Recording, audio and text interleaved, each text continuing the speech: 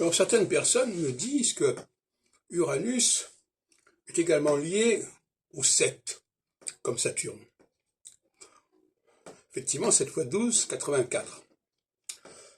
Mais c'est lié au 12, et non pas au 4, comme pour Saturne.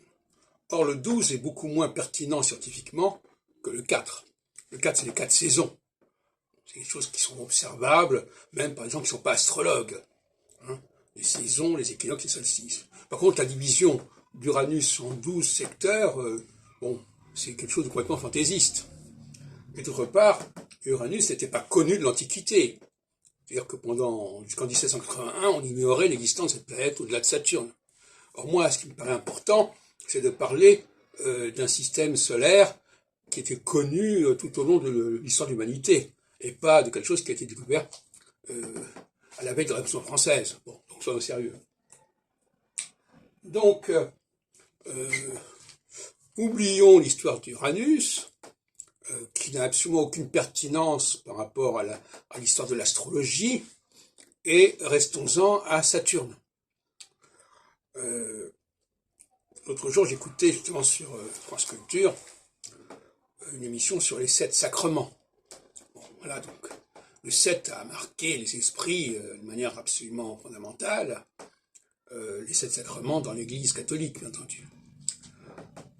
Alors, effectivement, on peut dire que dans Uranus, il y a également le 7, mais c'est tiré par les cheveux, complètement.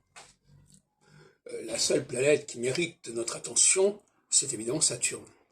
Alors, j'en ai parlé à propos d'une étude concernant les domiciles des planètes, qui est peut-être passée inaperçue pour certains, où j'ai montré que dans le système d'origine des domiciles, il n'était pas question de Saturne. Et on a rajouté Saturne. Et donc, le système... Pourquoi? Parce que tout simplement, un curseur ne peut pas être à la fois curseur et baliseur. Ne peut pas être à la fois associé... C'est comme la roulette. La roulette, elle roule, et il y a des numéros qui sont autour, mais elle n'est pas liée à ces numéros. Elle peut être n'importe où. Elle peut tomber n'importe où. Donc, imaginons une planète comme Saturne, qui aurait son propre domicile, ça n'a aucun sens. Saturne doit passer par l'ensemble du système, et il n'a pas à avoir son propre secteur saturnien. J'en ai parlé à propos également des termes, les 5 planètes qui sont associées à chacune des divisions par 5 des signes. Alors, on ne les utilise pas beaucoup aujourd'hui, mais on les trouve encore chez Ptolémée. Eh bien, on trouve ni le Soleil ni la Lune, parce que le Soleil et la Lune, c'était des curseurs.